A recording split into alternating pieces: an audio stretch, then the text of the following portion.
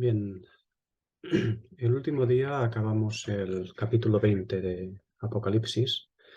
Mm, ¿Qué es lo que hemos visto en el capítulo 20? Así, a grandes rasgos. Lo que hemos visto en el capítulo 20 es el reino de Dios, aquel profetizado, implantado en la tierra, pero implantado en la tierra a la fuerza. Es decir, el caballo blanco, con su jinete, con el Señor, viniendo aquí a esta tierra. Y los ejércitos celestiales, los cuales no son ángeles, sino aquellos que visten de lino fino. Ya recordamos quiénes son los que visten el lino fino. También con caballos blancos todos, jinetes todos. ¿Por qué? Pues porque el imperio de justicia, el caballo blanco, es algo delegado. Recordemos que los caballos en la escritura son el poder imperial delegado al hombre en la tierra. Durante mucho tiempo, incluido en el tiempo presente, está delegado. En este caso, aún todavía a las naciones. Hasta que estos imperios, hasta que estas naciones, pues consumen su tiempo. Llegue lo que se dice, lo que llama la escritura, la plenitud de los gentiles, la plenitud de las naciones, concretamente. Bueno, pues el capítulo 20 nos ha mostrado, nos ha enseñado esto. Nos ha enseñado un tiempo en el cual el poder imperial lo pierden las naciones y pasa a manos del que debe poseer todas las cosas. Quien implanta este imperio de justicia, este caballo blanco, no es ni más ni menos que el reino de los cielos viniendo a la tierra. Aquel reino de los cielos del cual se nos habla ampliamente en el capítulo 13 de Mateo.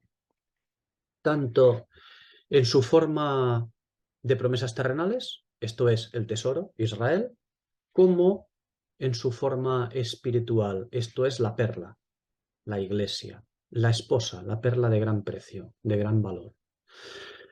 Bueno, pues el capítulo 20 es el día del Señor, también llamado el día de Jehová, e incluye también lo que se llama el día de Cristo, porque todos son lo mismo, vistos bajo diferentes formas de actuación.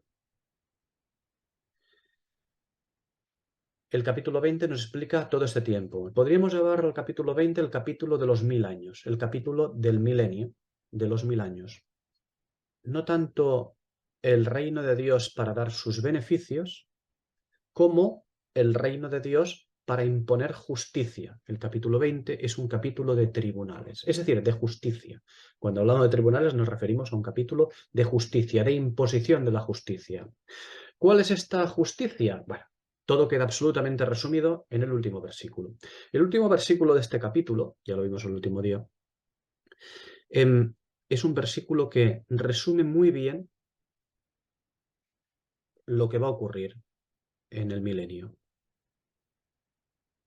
El versículo 15 es un versículo donde aparece el libro de la vida. Y el libro de la vida tiene que ver con la escritura, libro. Y también con lo que ese libro ha ganado para sí, con lo que la escritura ha ganado para sí misma. ¿Y qué es lo que ese libro al final del milenio ha ganado para sí? Los vivificados, aquellos que vivieron, aquellos que han recibido vida. Y no hallarse inscrito significa no tener vida, no haber heredado la vida. La mención en ese último versículo de los libros o del libro tiene que ver con que todo va a quedar registrado, que no hay nada que vaya a pasarse por alto y que el juicio del Señor es perfecto y además completo. Por eso, el versículo, dos versículos anteriores, el versículo 13, dice que cada uno fue juzgado según sus obras, porque nada hay que no sea contemplado por el Señor en su completitud. Porque los libros representan aquello que hay que mirar para poder comprender exactamente lo que pertenece a la sanción o voluntad del Señor, ¿eh? Cuando hablamos de sanción nos referimos a la voluntad del Señor, a lo que Él quiere, ¿no? Eso lo podemos ver en Daniel 9:2, en el segundo libro de las Crónicas 9:29 y en la primera carta de Pedro 1:10. Por cierto, segunda carta a Timoteo capítulo 4 versículo 13. Son aquellos libros que Pablo necesitaba y que le pide y que nosotros necesitamos para poder buscar diligentemente al Señor. Los mismos libros que otorgan vida y no vida. No es que otorguen vida a uno y los otros se queden sin vida. No, no, es que esos mismos libros otorgan vida y otorgan no vida. Porque la no vida se otorga. La gana cada cual. Como dice Juan, los que no recibieron al Señor, pues ya están condenados en sí mismos por no haber creído en el Hijo de Dios. Por lo tanto, el libro es el que otorga vida y no vida. Y quienes no hayan recibido vida por los libros, es decir, por la escritura, no tendrán vida. La escritura, una vez más, es el gran tema, aunque no aparezca mucho en este capítulo, es el gran tema, porque es el libro que se va a imponer en esta tierra, no la Biblia, la escritura. El milenio va a estar regido por la escritura. Ese imperio de justicia, ese caballo blanco es la escritura aplicada y sin posibilidad de mancillarla. Puedes desobedecerla. Lo que no se podrá es negarla o pasarla por alto o inmundizarla. Quererle darle la vuelta a la tortilla, la cual cosa nosotros somos expertos, ¿no? Los hombres. Bueno, Lucas 10, 25, 26. Al Señor le preguntaron, ¿qué tengo que hacer para heredar la vida eterna? La respuesta del Señor fue esa, Lucas 10, 25, 26. Ocuparte del libro, ocuparte de los libros. De la misma manera que también se le dice a Filadelfia, ocuparte de los libros, ocuparte del libro.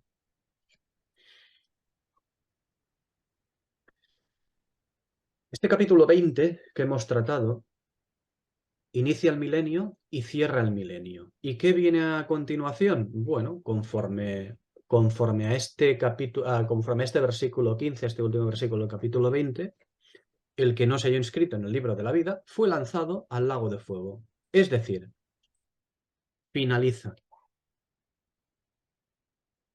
Este versículo 15 finaliza el milenio, finaliza el tiempo. Finaliza el día de Jehová para dar paso al octavo día de los tabernáculos, el día de la eternidad. ¿Y los principios que han regido la historia profética del hombre en la tierra? Pues dejarán su ministerio para que todo sea regido según otros principios, los de plena comunión con el Señor, los principios eternos de Dios, los cuales vamos a ver a partir de hoy. Son los principios eternos. Pero lo que vamos a ver en el capítulo 21 no es la eternidad. No es que el capítulo 20 finalice el milenio y a continuación vamos a ver la eternidad. No vamos a ver la eternidad. La eternidad no es necesario verla. Lo que vamos a ver es más milenio, pero desde otro punto de vista. Igual que lo hemos visto en otros capítulos, igual que los capítulos han ido modificándose y han venido cosas explicatorias. Pero eso es lo que vamos a ver. Ojo, en el 21 y en el 22 también. En el 22 también. Lo que pasa que nuestra mente, nuestros ojos, tienen mucho deseo y mucha prisa de ver nuestra eternidad. Nuestra. Mi tesoro, como dice el de la película. Eso es lo que quiere ver nuestra carne, no nuestro espíritu. Nuestra carne para nuestro deleite actualmente. Pero no es necesario, porque la eternidad, lo que había que explicar sobre la eternidad, ya se ha explicado en otros sitios. Ya lo veremos. Aquí, finalizando el capítulo 20, digamos que finalizamos ya la historia profética del hombre en la tierra. Así se finaliza. Lo que vamos a ver a partir de ahora son otras partes, otros aspectos eh, del reino de Dios en la tierra en el milenio. Lo veremos enseguida. Por lo tanto, este capítulo 20 nos ha hablado del día de Jehová, llegando a la finalización de la historia del hombre bajo el sol. Y lo que tenemos a continuación son las cosas que este capítulo 20 no ha expuesto, porque evidentemente todo el mundo está de acuerdo que este capítulo 20 le han faltado muchas cosas por exponer, ¿no? Le han faltado muchas cosas por manifestar a este capítulo 20 con respecto a la actuación del reino de Dios en el milenio. No va a ser solamente una vara, evidentemente. Se acostumbra a hablar del capítulo 21 como si fuera la entrada a la eternidad. Y eso es porque se malinterpreta el primer versículo del capítulo 21. Pero no, no es la eternidad. Ahora bien, ¿tiene la Nueva Jerusalén carácter eterno? Pues desde luego que tiene carácter eterno, desde luego. Reino de Dios, reino de Dios. La expresión reino de Dios. No tanto el reino de Dios en la tierra, sino reino de Dios y Nueva Jerusalén tienen carácter eterno. Pero no desde que acaba el milenio, no desde que vemos nosotros aquí que acaba y comienza el capítulo 21. No, no, no. La Nueva Jerusalén tiene carácter eterno desde el arrebatamiento, desde que el cuerpo de Cristo fue completado. Y el reino del Señor es un reino que no va a ser conmovido, es eterno, como hemos visto en las Escrituras. Pero el milenio no es eterno. El milenio sí que no lo es eterno. El milenio se acaba. El milenio se acaba y da inicio a la eternidad. Esto es lo que hemos visto finalizando este último versículo, capítulo 20. El que no se haya inscrito en el libro de vida fue lanzado al lago de fuego. ¿Y qué es lo que tenemos ahora? La eternidad. Ahora bien, vamos a ver el capítulo 21, donde vamos a ver más cosas. Comenzamos. Apocalipsis capítulo 21. Y comenzamos haciendo una introducción, evidentemente. Existe un mal endémico, abrumadoramente extendido en la Iglesia. Este es el de creernos el ombligo de todos los designios de Dios. Nosotros, los creyentes, nos creemos el ombligo de todos los designios de Dios. Cuando digo los creyentes me refiero al conjunto de los creyentes, nuestra Iglesia. Nos creemos el ombligo de todos los designios de Dios y tendemos a pensar siempre que todo aquello que hay escrito es de aplicación para nosotros, la Iglesia. No es de extrañar que nos extraviemos en nuestras interpretaciones de la Escritura si pretendemos apropiarnos de palabras dirigidas a Israel o a los habitantes del milenio. Si hay palabras dirigidas a ellos, por ejemplo, nosotros nos la apropiamos, como siempre hacemos con todo, como se hizo con todo el problema manifestado en el tiempo de Éfeso. Al final se juntan escrituras que no deberían de juntarse y aquello que debería ser para nuestra instrucción, porque toda escritura es para nuestra instrucción, lo que hacemos es no solamente usarlo para nuestra instrucción, sino usarlo para aplicarlo, como que Dios nos lo aplica a nosotros. Pues no, la mayor parte de las cosas, por cierto, de toda la escritura es de aplicación estricta a Israel. Para nuestra instrucción, sí, pero aplicación estricta a Israel. Y esto es lo que ocurre en Apocalipsis 21. Como hemos decidido creer que cada vez que se habla de bendiciones es para nosotros, pues inmediatamente decidimos que el capítulo 21 está hablando a la Iglesia o, en su defecto, a una reunión de santos redimidos. Y por extensión, creemos que ya que a los redimidos se les ha otorgado carácter eterno, pues de los que habla el versículo 4 de este capítulo 21, tienen que ser los redimidos celestiales. Y eso lo hacemos nosotros, la Iglesia. La Iglesia descrita en Apocalipsis 3, por cierto, lo hacemos en un alarde de simplismo, ignorando los diferentes grupos de personas que participan de todo este plan profético. No debemos dejar a la carne que nos sirva la interpretación de la Escritura. Debemos evitar que la carne nos sirva la interpretación de la Escritura, como un plato. Siempre se ha presentado Apocalipsis 21 como la continuación del fin de los tiempos, como si Apocalipsis 20 nos viese el fin del tiempo aquí en la tierra y Apocalipsis 21 es la continuación del fin de los tiempos. Es decir, como el estado eterno después del último juicio. Es un error, y de los gordos. Esto es a causa de una mala interpretación de Apocalipsis 20:11. Ya lo vimos. Y esa mala interpretación dice que Apocalipsis 20:11 es la destrucción de los cielos y la tierra y que su inmediata continuación cronológica es Apocalipsis 21:1 con la aparición de cielo y tierra nuevos. Mala interpretación por mala traducción. Vamos, mala no, horrenda traducción. La lógica de la carne, ¿qué es lo que hace? Pues ve un versículo donde desaparecen, o donde dice el traductor que desaparecen. Y ve otro versículo en el siguiente capítulo en el que parece que aparecen. Y no se preocupa de más, la carne, la lógica de la carne, no se preocupa de más que de decir, la lógica indica que los elementos que han desaparecido han sido reemplazados por otros. Muy bien, eso es lo que dice la lógica. Pero es que la lógica de la carne también nos dice que venimos del mono y que la evolución es un hecho. La lógica de la carne, o la lógica de nuestro razonamiento, que nosotros podremos llamar espiritual, pero que no lo es, no es una cosa buena. En cambio, el espíritu sí dispone de muchas escrituras acerca de esto para estudiarlas, en lugar de dejar a la lógica humana que se ocupe de ello. Es que a mí me parece que, es que como aquí veo que pasa esto y en el otro versículo pasa lo otro, pues lo ligo y ya está. Uy, no, hijo mío.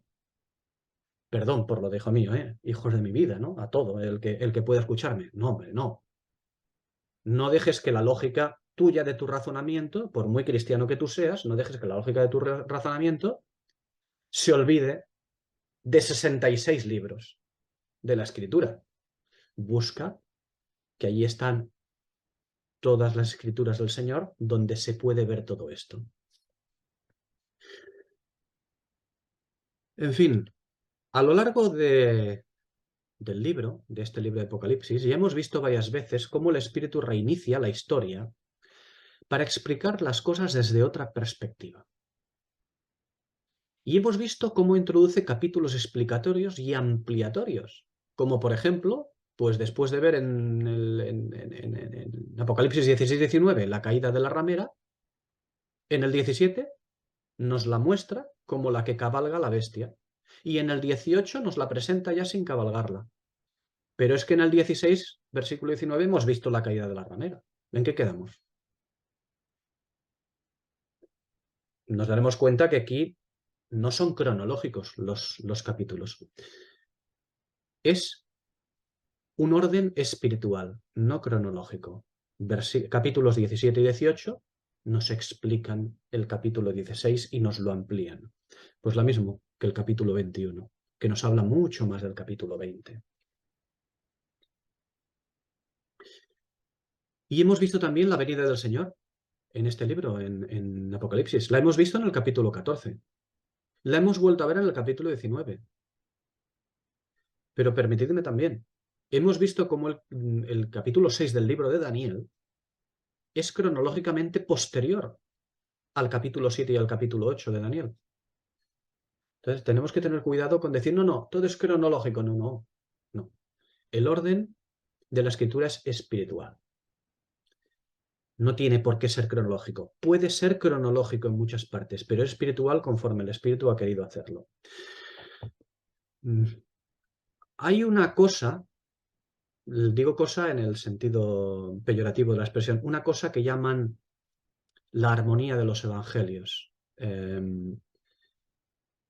Hace mucho tiempo un tal Taciano hizo una cosa que se llamó el diatesarón, que era algo así, la armonía de los evangelios, ¿no? Porque dijeron, vamos a poner por orden los eventos del evangelio, porque es que si no, hay algunos capítulos de los evangelios que es que no son cronológicos. Vamos a colocarlo en orden. Pues ¿por qué? ¿Por qué organizarle al espíritu, decirle al espíritu, es que no lo has hecho muy bien, vamos a hacerlo mejor para estudiarlo mejor nosotros? Bueno, quien hace eso es la lógica de la carne, siempre la lógica de la carne.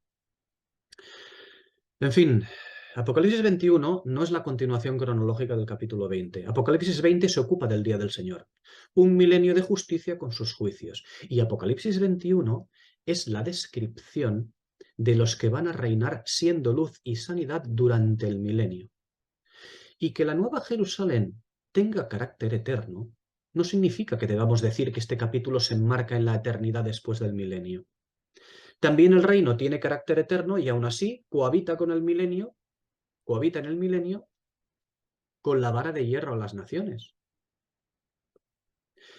Es una pena que las malas traducciones nos hayan hablado de elementos materiales que desaparecen y elementos materiales que aparecen, como en la segunda carta de Pedro 3, igualmente.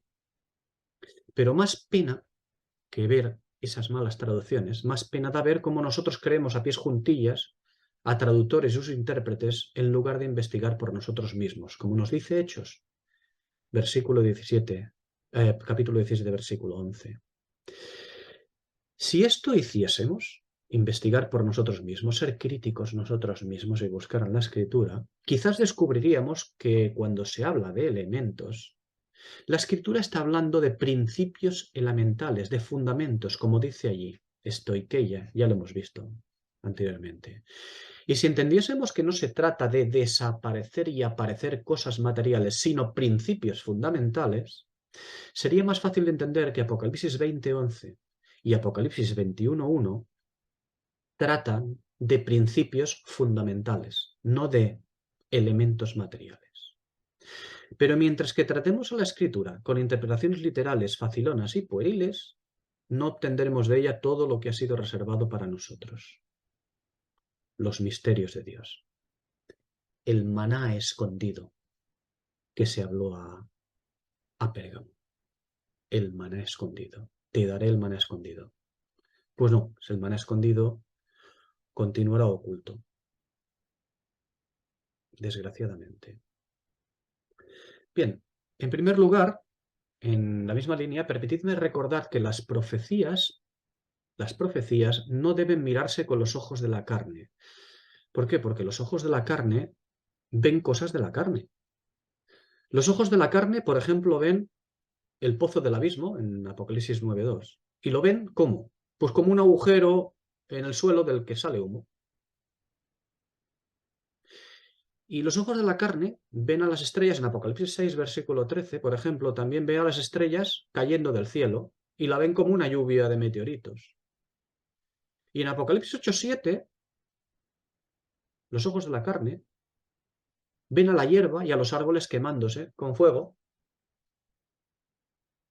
Y los ojos de la carne, ¿qué es lo que ven? Ven una marca con el 666 en las manos de los hombres, pues como la marca fluorescente de una discoteca. Si yo ya sé que alguien pensará, ostras, esto lo pensaba yo también. Claro, eso es normal.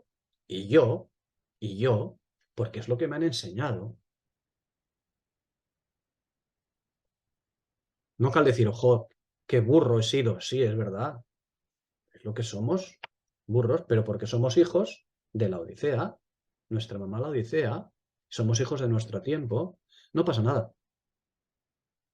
Se exhorta, no exhortamos. Animamos, empujamos a estudiar las Escrituras y a compararlas, a que sean ellas las que nos enseñen cuando vamos nosotros a ellas, no a ir a ellas con una idea preconcebida que alguien ha sembrado en nuestra cabeza o que un sistema ha sembrado en nuestra cabeza y entonces vamos ahí a buscarlo. No, no, no. Eso es lo que debemos hacer. Los ojos de la carne no comprenden porque no pueden comprender. Jamás entenderán el significado de todos estos símbolos que acabamos de describir. El pozo del abismo, las estrellas del cielo, la hierba de los árboles, el 666. No lo pueden comprender los ojos de la carne. Solo son capaces, porque los ojos de la carne son estúpidos, ¿no? Y solamente son capaces de distinguir cosas visibles y materiales. Una botella, un coche, una bofetada, una guerra con sangre y violaciones, cumplimiento de mandamientos, la educación de la carne. Eso es lo que es capaz de ver los ojos de la carne. Como decía, ve cumplimientos de mandamiento y leyes, y todo eso sin entender que son sombras y modelos de cosas mucho más altas, mucho más elevadas. Los ojos de la carne hasta se preocupan de leer y leer la Biblia como cosa de buen nombre, pero sin ocuparse de indagar su verdadero alcance profético. En fin, como dice el refrán, los ojos de la carne no son capaces de ver tres montados en un burro. Y siguiendo esa línea, ¿qué es lo que ven los ojos de la carne y que nos ocupa ahora? Los ojos de la carne ven aniquilación, evaporación del cielo y la tierra, en Apocalipsis 20:11. Y los ojos de la carne continúan viendo en Apocalipsis 21:1 creación ex nihilo, es decir, creación de la nada, ¿no? Otra vez. de ellos mismos, esos cielos y tierra. Eso es eso es de lo que se ocupa o preocupan de ver los ojos de la carne, en vez de indagar qué significan estas cosas. Al final de Apocalipsis 19, lo que vemos es cómo el imperio de la carne deja de tener poder gubernamental para que sea el imperio del cielo quien lo asuma, el reino de los cielos. Pero, ¿desde cuándo estuvo ejerciendo su poder y administración el imperio de la carne? Desde la primera dispensación de Dios al hombre. Prontísimo. En Génesis 3 se introdujo el régimen de la carne, en la caída, porque Adán dejó de creer a la verdad del espíritu para creer a la verdad de la carne. Allí ya nos dejó a los pies de los caballos, mira, nunca mejor dicho, Adán nos dejó a los pies de los caballos. En Edén, el hombre no fue maldecido o criminalizado por Dios. No, el hombre se maldijo a sí mismo. En realidad se maldijo a sí mismo. Podemos decir, bueno, es que Dios maldijo al hombre. Bueno, si lo queremos ver así, sí.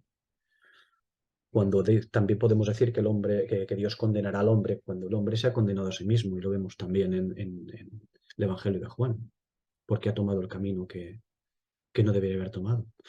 El hombre en Edén se maldijo a sí mismo. Tomó el camino de la carne por decisión propia. Decidió abandonar la verdad del espíritu, aquella verdad que decía, si coméis del árbol moriréis.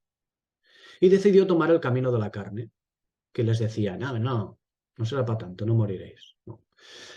Desde ese momento, es decir, prontísimo, desde ese momento hemos vivido en ese imperio o esfera, el de la carne, el de la verdad de la carne, la esfera de la carne.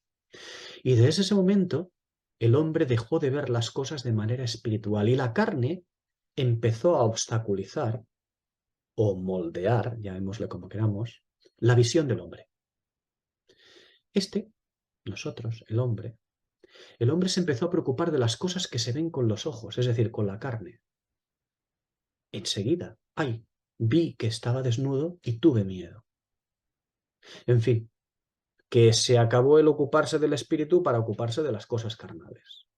Se acabó el mirar con el ojo espiritual de Mateo 6, 19, 24, para mirar con el ojo de la carne. Y mientras eso siga así, las cosas vistas según esos ojos, que por cierto se van a comer los gusanos, las cosas vistas según esos ojos impedirán que veamos espiritualmente. Así que, ¿qué es lo que hacemos? Miramos el cielo y vemos nubes, estrellas, astros varios, claridad y oscuridad. Bien. Si no tuviésemos la limitación que escogió Adán, la verdad de la carne, seríamos capaces de ver, es decir, de discernir, potestades y principados. Sí, los que están en las regiones celestes. Seríamos capaces de ver más allá de los ojos de la carne, que solo ven el sol, la luna, etc. Es decir, seríamos capaces de ver con los ojos de Eliseo. Segundo libro de Reyes, capítulo 6, versículo 17. Eso es lo que ocurriría si Adán hubiera tomado el camino de mirar con los ojos de la carne. Es la herencia que nos ha dejado. Seríamos capaces de ver con los ojos de Eliseo. Y los ojos de Eliseo no es que vean cosas, es que son los ojos de la profecía del Dios de los espíritus de los profetas. Y aquí alguien dirá, hombre, entonces si fuéramos espirituales, ¿podríamos ver como Eliseo los ejércitos de ángeles? No, eso lo vuelve a interpretar los ojos de la carne, eso lo desea la carne.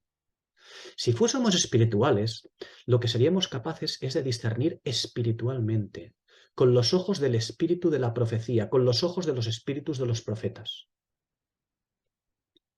Porque hasta el día de hoy aún nos preguntamos,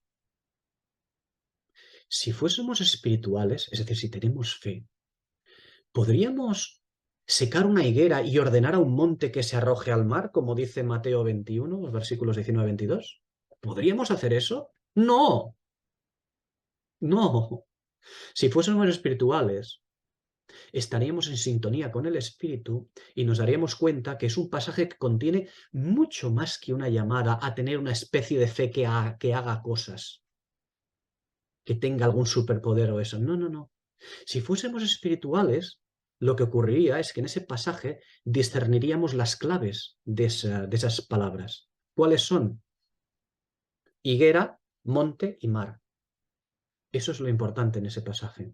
Investigaríamos, indagaríamos diligentemente en la escritura qué significan estas palabras, a qué hacen referencia, de qué son símbolo, tipo y figura, y entonces se nos abrirían un poco más los ojos. Bueno, se nos abrirían un mucho más los ojos si hiciéramos esto.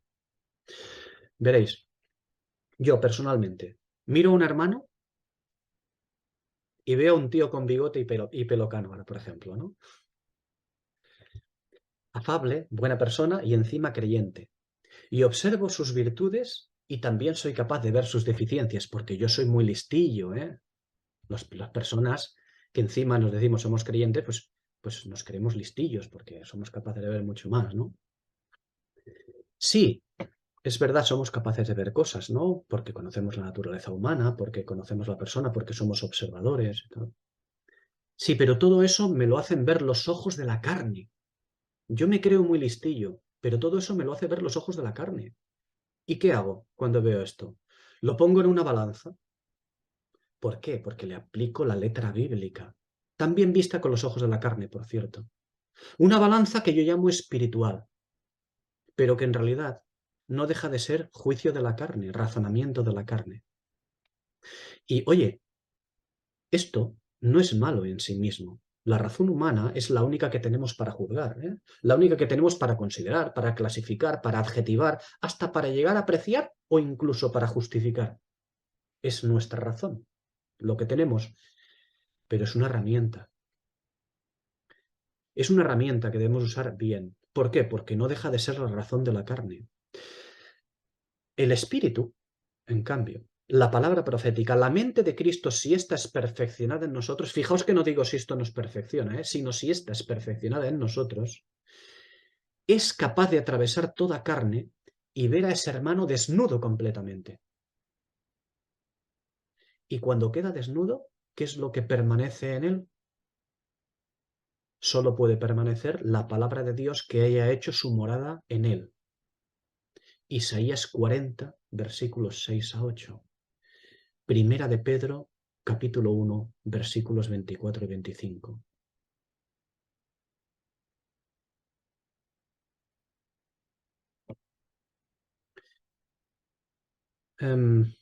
Permitidme, vamos a leer un momento a Isaías 40, ese capítulo.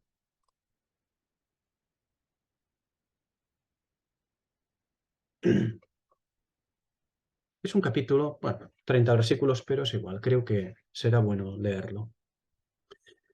Dice así, consolad, consolad a mi pueblo, dice vuestro Dios. Hablad al corazón de Jerusalén, decidle a voces que su tiempo de servicio duro es ya cumplido, que su pecado es perdonado, que ha recibido de la mano de Jehová el doble por todos sus pecados. Voz que clama. En el desierto preparad el camino a Jehová, enderezad calzada en la soledad a nuestro Dios. Todo valle sea alzado y rebájese todo monte y collado, y lo escabroso se vuelva llano y las breñas planicie. Y se manifestará la gloria de Jehová, y toda carne juntamente la verá, porque la boca de Jehová ha hablado. Una voz decía, grita, y yo respondí, ¿qué tengo que decir a voces? Ah, que toda carne es hierba, y toda su gloria como flor del campo. La hierba se seca y la flor se marchita, porque el viento de Jehová sopló en ella. Ciertamente como hierba es el pueblo. Sécase la hierba, marchítase la flor. Mas la palabra de nuestro Dios permanece para siempre. Súbete a un monte alto, tú que anuncias buenas nuevas a Sión. Levanta fuertemente tu voz, anunciadora de buenas nuevas a Jerusalén. Levántala, no temas. Di a las ciudades de Judá, ved aquí a vuestro Dios. He aquí que Jehová el Señor vendrá con poder, y su brazo sojuzgará para él. He aquí que su recompensa viene con él, y su paga va delante de él. Como un pastor apacentará su rebaño, en su brazo recogerá los corderos, y en su seno los llevará, y pastoreará suavemente a los que amamantan. ¿Quién midió las aguas con el hueco de su mano y abarcó los cielos con su palmo? En un tercio de medida juntó el polvo de la tierra y pesó los montes con balanza y con pesas los collados. ¿Quién escudriñó el espíritu de Jehová o le aconsejó enseñándole? ¿Con quién se aconsejó y quién le instruyó y le enseñó el camino de la justicia y le enseñó conocimiento y le enseñó la senda de la prudencia? He aquí que las naciones le son como la gota de agua de un cubo, y como menudo polvo en las balanzas le son estimadas. He aquí que las islas pesan para él como una mota. Ni el Líbano bastará para el fuego, ni todos sus animales para el sacrificio. Como nada son todas las naciones delante de él, y en su comparación serán estimadas como naderías y vaciedad. ¿A qué pues haréis semejante a Dios, o qué imagen compararéis con él? El artífice prepara la imagen de talla, el orfebre le extiende el oro y el platero le funde cadenas de plata.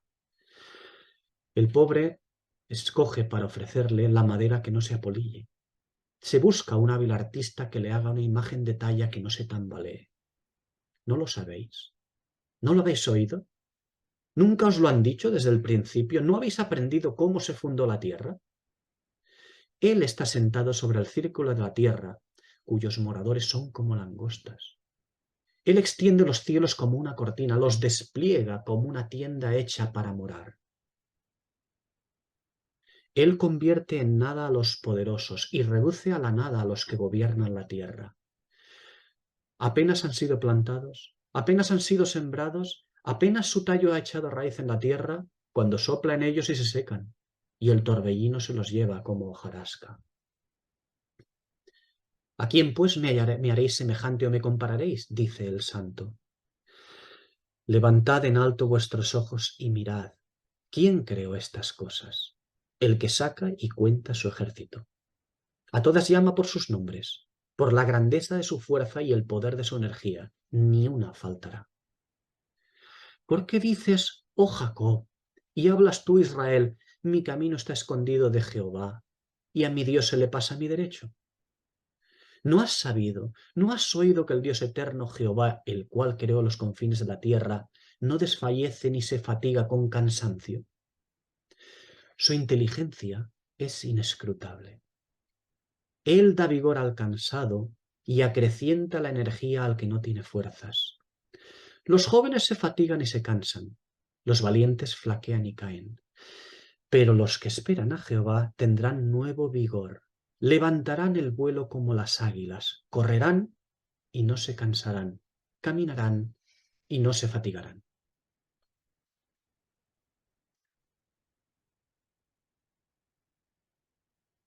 ¿Por qué le hemos leído este capítulo de Isaías? Este capítulo 40 de Isaías no es meramente un texto o profecía mesiánica de la primera venida del Señor, sino de la venida del Señor a establecer el reino de justicia, el caballo blanco. ¿Qué creemos que predicaba Juan en el desierto de Mateo 3? ¿El amor y la paz? ¿La cruz y su perdón? ¿La fundación de la iglesia? No. Reclamaba arrepentimiento anunciando justicia y juicio con fuego. Eso es lo que predicaba Juan. Ya sé que muchos dirán, hombre, pero el perdón, el Dios es Dios del perdón y tal. Dios es el Dios que le da la gana a él ser, no lo que nosotros creemos que él sea, o lo que nosotros nos da la gana que él sea. Perdonad que lo exprese así con un poco de indignación, es para situarnos, ¿no? O sea, para situarnos. Y cuando viene Juan el Bautista, Juan predicando en el desierto, lo que predica es el reino de Dios, reclamando, exigiendo arrepentimiento y anunciando ese reino en justicia y juicio con fuego. Eso es lo que ve el Espíritu, y ese es el fin del siglo o de la tribulación, ser desnudados. Cuando el grito que hemos visto, cuando el grito de Isaías, el grito del espíritu de la profecía, por cierto, haga que la carne pierda su lugar y el hombre quede desnudo ante la palabra de Dios. Y será un grito, es un grito, ya es un grito. Cuando esto ocurra, cuando eso ocurra, y eso ocurrirá al fin de la tribulación, se iniciará un periodo blanco de 1000 años, cuando el hombre desnudo, porque sus carnes habrán sido devoradas, será capaz de ver y juzgar según una mirada limpia de carne, limpia de obstaculizaciones, limpia de engaño. Y en ese estado, el hombre tendrá la última oportunidad de saciarse de bien de la palabra profética. La última oportunidad de saciarse de bien antes de que el cielo abandone el tiempo de su ministerio en la tierra. Es decir, antes de que huya y no haya más lugar para ese ministerio. Eso es Apocalipsis 20:11. Es el tiempo del que se ocupa también Eclesiastés 6. Todo el capítulo de Eclesiastés 6. Bueno, en realidad todo el libro del Eclesiastés habla de ese tiempo, del tiempo del milenio. Un tiempo que debe servir para que el hombre escuche el Evangelio eterno. Fijaos. Eclesiastés 6, versículo 1. Lo podéis mirar y lo que voy a hacer es solamente escoger algunas partes interesantes para no leerlo todo, para ir directamente al grano. Dice Eclesiastés 6:1. Hay un mal que he visto debajo del cielo. Versículo 3. Aunque un hombre, el hombre milenial, por cierto, viva muchos años, tantos como 1000, si su alma no se sació de bien, ojo, su alma, si su alma no se sació de bien, versículo 5, no ha visto el sol ni lo ha conocido. Versículo 7. Y aunque este proceso, es decir, el milenio, cuando la carne es despojada de su poder, se repitiese 2 veces, dice el versículo 7, si no se sacia de bien su alma, si no llega a conocer el sol, que nos habla el versículo 5, y por lo tanto deja de contender con él, con el Señor, del versículo 10, ¿qué ocurrirá? Pues como dice el versículo 6, que todos irán al mismo lugar. ¿Y cuál es ese mismo lugar? Hombre, pues el lugar del que habla el versículo 3, Eclesiastés, versículo 3, el predicador, versículo 3, capítulo 6, versículo 3, donde nos habla del hombre en el milenio, el que va a carecer de sepultura. Ya está anunciado esto. Esto es Isaías 66, 24. Y esto es a diferencia de todos los que murieron en las anteriores dispensaciones y fueron ya sepultados para muerte. Es decir, reservados para el lago de fuego y azufre al fin del milenio. Pero el milenio, no, ya lo vimos. El milenio acaba sin sepultura. Porque no solo es la última dispensación bajo el sol el milenio, sino que es la culminación de la obra de Dios para el hombre bajo el sol de justicia. Cuando la tierra entera habrá gustado la justicia del cielo en el milenio. Y cuando habrá visto el reino del Señor, y cuando habrá oído el testimonio de Jesús, esta vez siendo el espíritu del profecía.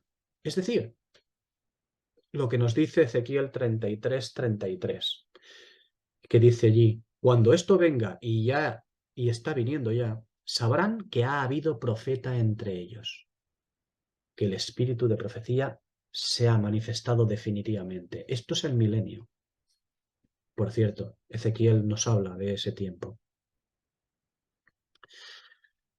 El versículo 12 del predicador del Eclesiastés, capítulo 6, culmina el discurso con el anuncio del fin del tiempo, o última oportunidad, el fin del tiempo, de la última oportunidad de saciarse de bien. Este versículo 12 nos dice que el tiempo de estar debajo del sol también pasará. No que desaparecerá una cosa, no, que el tiempo de estar bajo el sol también pasará, como una dispensación que finaliza. que acaba su andadura o ministerio. Y Apocalipsis 20:11, que vimos, nos trae ese momento. El momento en que el tiempo del hombre debajo del sol acaba, cuando el reino de justicia, sin la oposición de la carne, habrá culminado su ministerio de enseñanza, justicia y testimonio. Momento en que al Dios de la carne, nuevamente, se le permitirá volver a ofrecer a los hombres escoger, como Adán, el camino de la carne, la verdad de la carne nuevamente, o continuar el camino que el Señor le ha ofrecido durante 1000 años, le ha enseñado durante 1000 años. Y así la última dispensación verá el último fracaso del hombre bajo el sol. Apocalipsis 20:11, insistiendo en ello, lo que nos dice es que la tierra y el cielo no es que desaparezcan, sino que han acabado su ministerio. No que son destruidos, sino que pasan. Y eso es algo que ya hemos visto antes, que pasarán. En Apocalipsis 6:14, en Apocalipsis 12:8 y en Apocalipsis 16:20, donde desaparecer o ser removido de su lugar o no encontrarse lugar para ellos, o huir y no ser hallado, indica la finalización de su ministerio. No destrucción de nada, finalización de ministerio. Apocalipsis 20:11 nos lleva a la finalización del ministerio de la historia del hombre bajo el sol, a la finalización de la historia profética de las dispensaciones de Dios a los hombres. Lo que vendrá a continuación, cuando acabe esa dispensación, serán nuevos principios, ya no ya dispensaciones, nuevos principios. ¿Para qué? Para el nuevo comienzo del 8º día de los tabernáculos.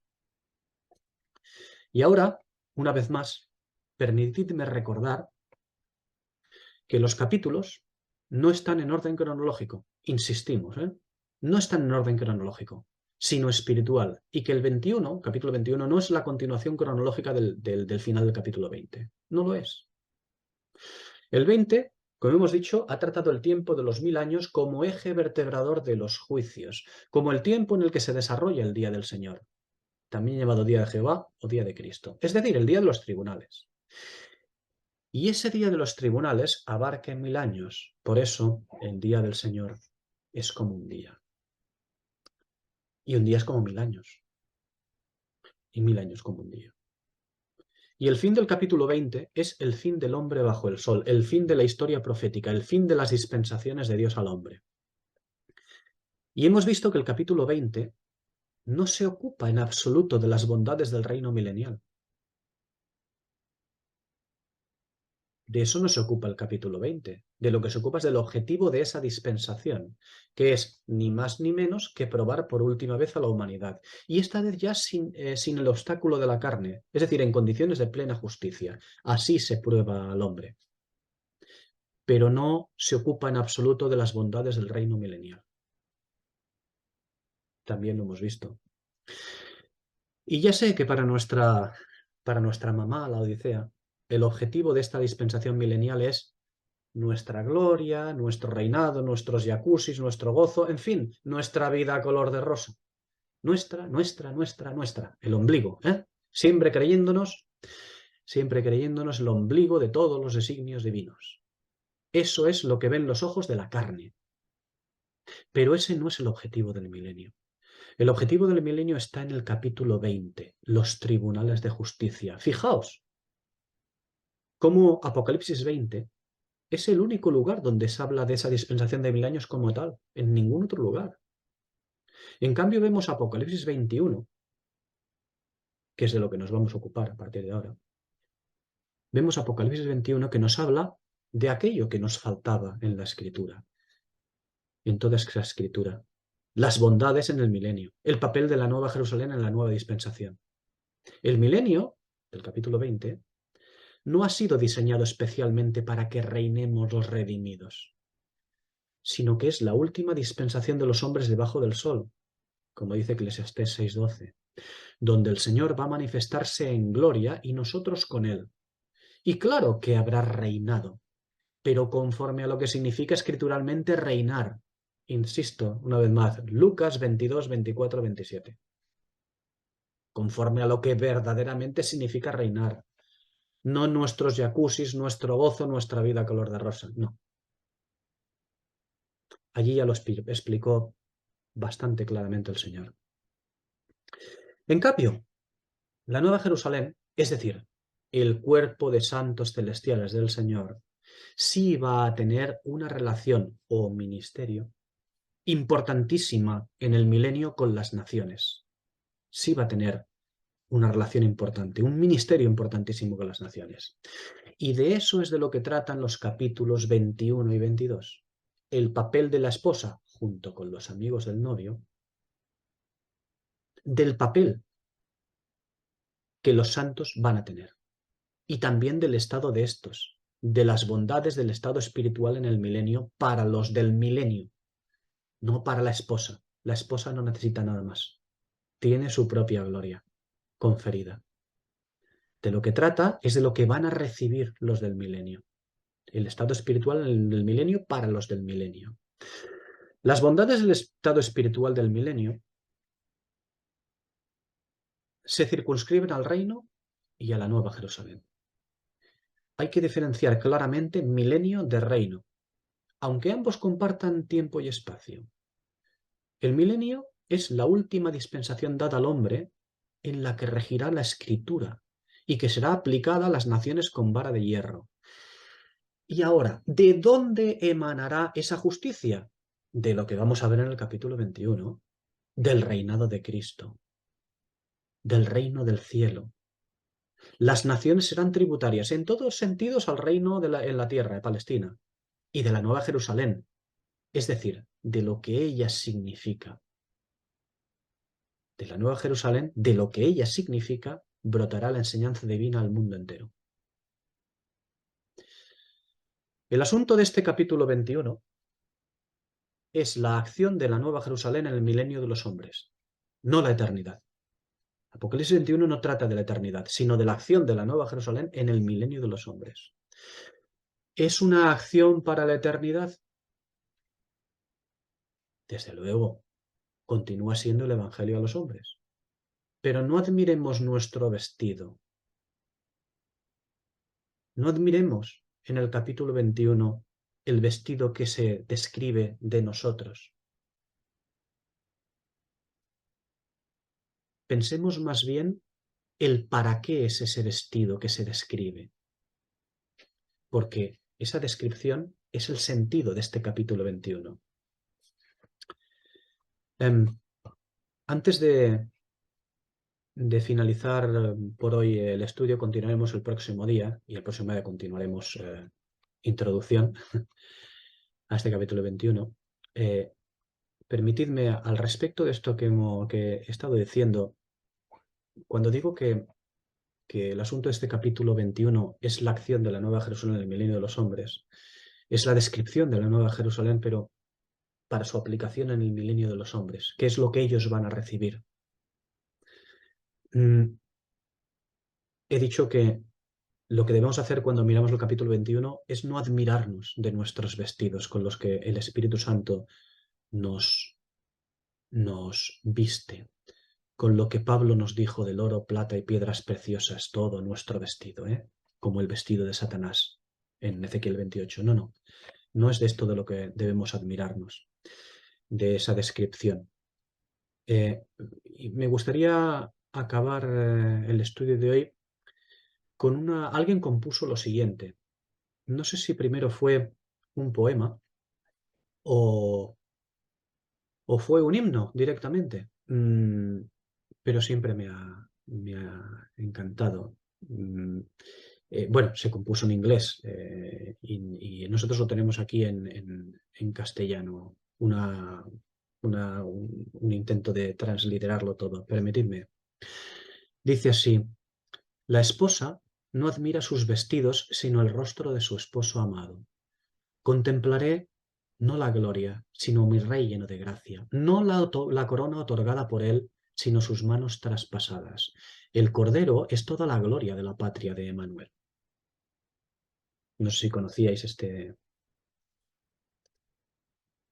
esto que pertenece a un himno, a un poema o un himno, ¿no? Y el capítulo 21 de Apocalipsis, allí vemos algo muy, muy, muy glorioso, pero no es para que admiremos nuestros vestidos, es para que el Espíritu nos enseñe muchas más cosas. A pesar de que el próximo día continuaremos la introducción a Apocalipsis 21, donde ya veremos un poco más acerca del reino y veremos diferentes profecías, antes de entrar en la primera parte, antes de entrar a la primera parte de este capítulo 21,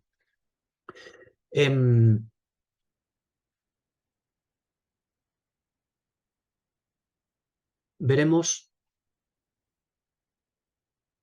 cosas importantes, pero debemos de tener muy claro que el capítulo 21 no es un escaparate para ver vestidos bonitos y lo que los santos van a degustar. No, no, no, porque ya he dicho que el capítulo 21 no habla de la eternidad. ¿Que hay cuestiones que van a ser eternas? Hombre, solo faltaría. También en las cartas de Pablo hay cosas eternas y en el capítulo 20 y en otros sitios, pero el capítulo 21 no habla de eso. Describe la acción de los santos, de la esposa, en el milenio de los hombres y qué es lo que les va a manifestar. ¿Por qué? Porque ella es portadora de una cosa muy grande, del Evangelio, porque no hay nada nuevo bajo el sol. Es portadora del Evangelio. Lo que ocurre que ese Evangelio es el Evangelio eterno, es decir, el que salta para eternidad. ¿Por qué? Porque a lo que llamará la esposa en el milenio, ese Evangelio que se predicará, es a eternidad. Porque ya no hay más dispensación. Cuando acabe esa dispensación, se acabará todo, quedará la eternidad. O el hombre tendrá directamente su salto a la muerte segunda.